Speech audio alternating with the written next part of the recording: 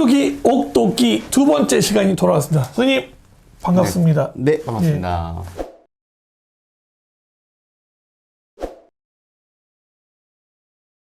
얼마 전에 된 것 같은데 네, 예, 더 젊어진 것 같아요. 네, 감사합니다. 자, 오늘은 자, 24학년도 성공 입시를 위한 옥독기 전략 두 번째 시간, 예, 수시, 예, 네. 수시에 관련된 내용으로 함께 이제 이야기 볼 텐데요. 네, 자, 일단 첫 번째로 그 전년도랑 비교해 봤을 때 올해 24학년도 수시 특징 네. 이거다. 어떤 네. 걸까요? 그래서 이제 가장 학부모님들도 가장 걱정하고 계시고 학교에서도 좀 걱정이 많고요. 예. 한 게 이제 첫 번째가 바로 자기소개서가 폐지가 되는 거 아닙니까? 그래서 이제 뭐 편하게 말씀드려서 자기소개서는 저는 이렇게 보거든요. 입학사정관님들의 편의를 봐드렸다.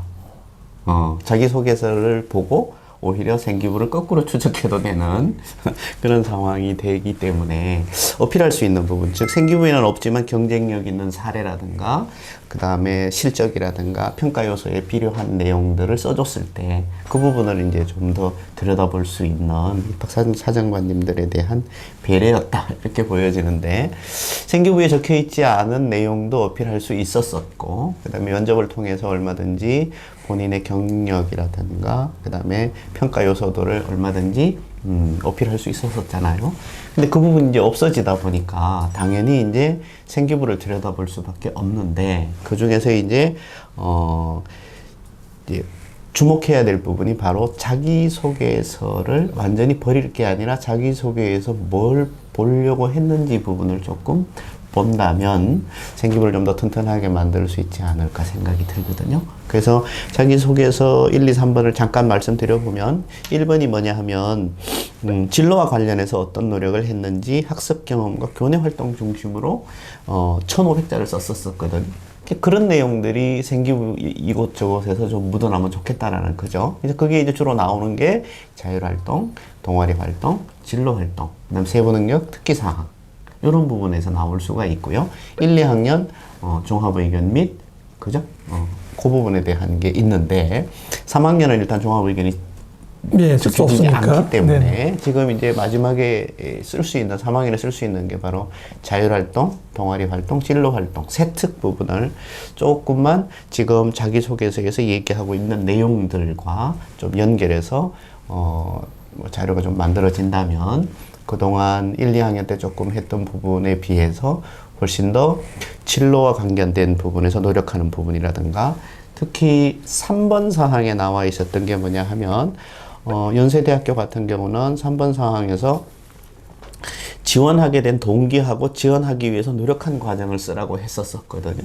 그런 부분들이 바로 진로란이나 이런 부분에서 조금 어필이 된다면 좀 더 좋은 이렇게 자료가 되지 않을까 이렇게 싶거든요. 그래서 일단 가장 큰 특징은 자기소개서 폐지, 그 다음에 수상을 반영하지 않는 것, 이런 것들로 인해서 일단은 전번 정시편에서도 얘기를 했지만 학생부 종합전형을 쓰려면 상당히 미리부터 준비를 했었어야 됐거든요. 근데 금년은 그렇지 않고도 충분히 할 수 있기 때문에 늦게까지, 그러니까 9월 모평을 보고 난 다음에 성적을 보고 정시를 어느 정도 예측을 한 다음에 이 정도 되면 면접이 있는 학종 같은 경우는 써놓고, 만약에 뭐 수능이 잘 나왔으면 안 갈 수도 있는 상황이 될 수도 있기 때문에 면접이 없는 학종이 아니라 면접이 있는 학종 같은 경우에는 얼마든지 써볼 수도 있는 상황이라고 보여지거든요. 그래서 금년은 작년보다는 학종에 대해서 접근이 훨씬 더 용이해져서 경쟁률은 좀 높아지지 않을까라는 생각도 듭니다. 예. 독서 관련된 내용도 이제 사실은 빠졌잖아요. 그렇죠. 독서도 빠졌죠. 그럼 독서가 안 중요할까요? 아니죠. 독서 부분이 바로 이제 세특을 만드는데 굉장히 결정적인 역할을 할 수도 있고요. 일부 고등학교에서는 독서 부분을 가지고 진로활동란에서 잘, 자기 진로와 관계된 노력을 어떻게 했느냐를 잘 써주시는 학교들도 있거든요. 그렇기 때문에 독서가 안 중요한 건 아닙니다. 결코. 예. 그래서 독서를 통해서 수행평가 세특 부분을 튼튼하게 할 수 있는 부분도 생기고요. 진로와 관련된 부분을 할 수도 있습니다. 예, 그러니까 자기소개서가 폐지가 됐지만 우리 거꾸로 역으로 생각을 해가지고 그렇죠. 자소서 문항에 나와 있던 그런 내용들을 생기부에 잘 녹여냈는지 그걸 확인해 그렇죠. 본다 그러면 거기서 이제 득점 포인트를 맞출 수가 있어서 그 내용들을 통해 가지고 합격할 수 있게 그 길로 갈 수 있다. 그렇죠. 이렇게 정리를 하면 되겠네요. 네, 네. 자, 그다음에 우리 교과 전형 관련해서 이제 네, 우리 네. 교과 전형도 우리 소시에서 굉장히 중요한 부분인데 네. 점수대가 점수대가 좀 올라갈까요? 떨어질까요? 이게 지금?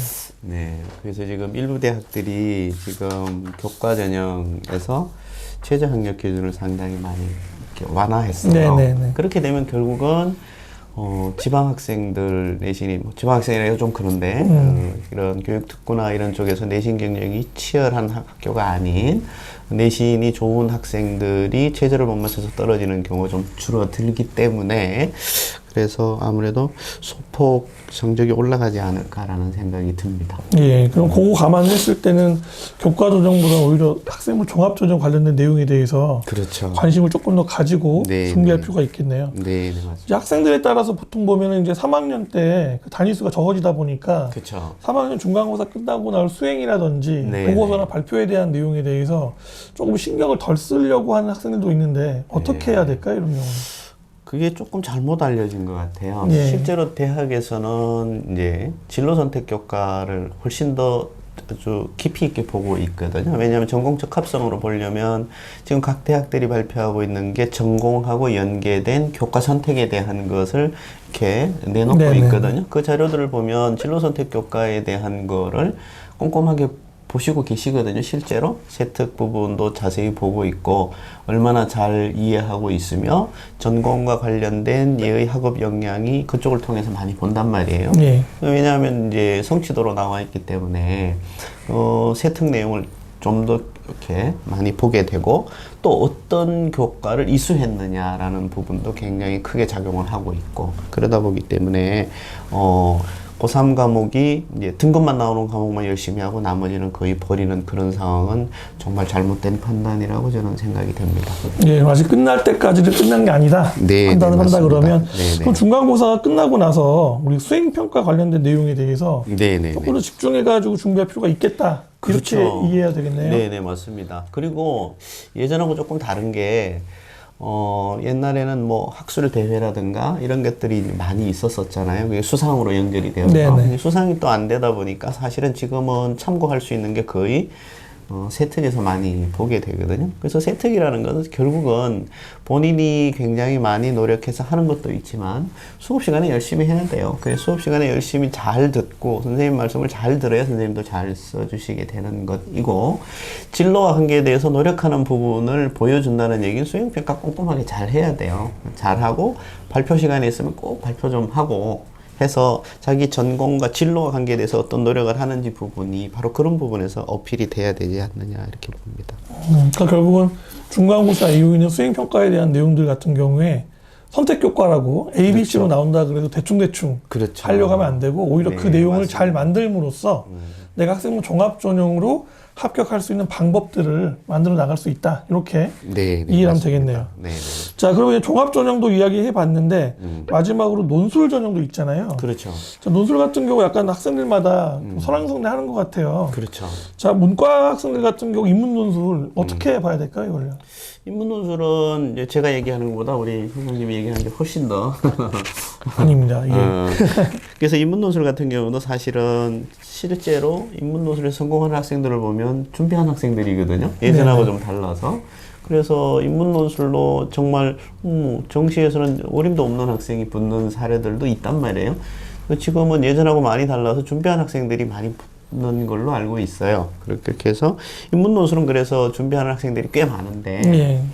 사실은 이게 수리논술 쪽에서 거의 대부분이 준비를 좀 덜하는 경향이 있어요. 재수생들이나 인수생들 같은 경우에는 당연히 정시에 올인하다 보니까 이렇게 하고는 있는데 인문논술이든 이제 수리논술이든 인문논술을 준비하는 학생들이 좀 많은데 수리논술은 좀 작아요, 실제로. 그래서 수리논술 같은 경우도 실제로 최상위 학교가 아닌 나머지 대학들에서는 실제로 조금의 준비로도 합격한 사례들이 많거든요. 경쟁률이 높긴 하지만. 네네. 하지만 그래서 각 대학에서 모의 논술 서비스를 하고 있잖아요. 그래서 그 부분에 적극 좀 참여하셔서 한번 모의 논술을 한번 보고 그 다음에 일주일에 한 번 정도는 기출 논술을 본다든가 논술 학원을 활용한다든가 그렇게 한다면 충분히 좋은 결과도 나오지 않을까 그렇게 생각이 듭니다. 예, 그러니까 제가 보니까 그 논술 관련해서는 변수가 최근에 확인해 보면 교차 지원 관련된 변수가 큰 것 같아요. 인문계, 문과 계열 같은 경우는 인문 논술 준비를 좀 많이 해야 될 이유가 이제 예전엔 대학교 최상위과만 경영 관련과만 그렇죠. 이과가 넘어왔는데 네네. 요즘에는 보통 중하위과 대학까지 이제 그쵸. 교차 지원이 넘어오는 추세이기 때문에 정시만 가지고서 이제 이과의 데이터가 좋은 친구들이랑 경합을 한다는 게 문과 학생들 입장에서는 그렇게 쉽지가 않기 때문에 조금 집중해서 인문 논술 관련된 내용에 대해서 좀 관리에 공부할 필요가 있을 것 같고요. 수리 논술은 거꾸로 생각해보면 말씀하셨던 것처럼 되게 좋은 기회일 수 있는 게 이과 학생들 같은 경우 데이터가 나오면 특히 수학 관련 성적이 좋은 학생 같은 경우는 교차 지원에서 내가 문과로 학교를 한 개 반 정도, 2개까지 올릴 수 있는 기회가 될 수 있기 때문에 어차피 종합 전형이 배제된 상태라 그러면 그 학생들은 거의가 다 정시로만 몰입할 가능성이 높잖아요. 그렇죠, 맞죠. 그 학생 같은 경우 사실 수시 관련된 거는 6논술을 쓰기는 쓸 수 있지만 논술 관련되어 있는 내용들 준비를 제대로 안 할 확률이 높기 때문에 거꾸로 생각해 보면 이과 같은 경우에 수리 논술 준비를 해준 학생들 같은 경우는 겉으로 드러나 있는 경쟁률 이외에 실제로 경쟁할 수 있는 학생 수가 적어지기 때문에 맞습니다. 확률이 네. 더 높다. 이렇게 판단해서 네, 논술에 관련되어 있는 내용들을 적극적으로 고려할 필요가 있다. 그래서 한 6평 정도 보고 나서 데이터가 확인이 되면 특히 이과 학생들 중에서 수학 접근성이 높은 학생들은 좀 과감하게 공부를 해볼 필요가 있지 않나. 맞습니다. 그렇게 네. 볼 수 있을 것 같습니다. 전체적으로 지금 올해가 여러 가지로 수시에 관련된 내용들이 특히 현역 학생들 같은 경우는 정시에서 재수생, 함수생 이기는 그러게요. 게 네. 어렵잖아요. 네. 어차피 의대 라인도 그렇고 그 최상위 라인 학생들 같은 경우도 그렇고 문과 쪽도 보면은 경영 라인 넘어온 학생들 보면 그렇죠. 뭐 재수를 했거나 이과 학생들이 넘어온 상태이기 때문에 그 데이터로 봤을 때 현역 학생들 같은 경우는 특히 수시에 관련된 내용을 마지막까지 말씀하셨던 것처럼 마지막 끈을 놓지 말고 그렇죠. 끝까지 최선을 다하는 게 좋지 않을까. 네, 맞습니다. 예, 그 아이들을 위해서 마지막 한 말씀 해주시죠. 일단은 지금 금년 같은 경우는 4월 모의고사가 5월로 넘어가는 상황이고 그러다 보니까 지금 제때 평가를 했어야 되는데 지금 평가를 못 하고 있고 3월 모의고사 끝나고 5월 달에 이제 봐야 그 결과가 나오게 되는데 이렇게 지금 재학생들만 이렇게 보고 있는 학평에서의 성적을 그대로 믿기가 좀 어렵거든요. 네네. 그래서 일단은 정시를 준비하는 재학생들 같은 경우는 정말 6월 모평하고 9월 모평에서 수능에서 어느 정도의 성적이 예측되는가를 좀 이렇게 객관화해서 생각해 볼 필요가 있습니다. 그렇기 때문에 수시 부분에 대해서 너무 이렇게 육론수를 쓰는 것도 이제 뭐 맞겠지만 아까 얘기한 학종 부분도 결코 그렇게 예전하고 달리 접근하기가 조금 더 쉬워졌기 때문에 그 부분도 중간고사 이후에 세특이라든가 그런 부분에 대해 조금 더 관심을 좀 가지시고 그렇게 해야 될 것 같고요.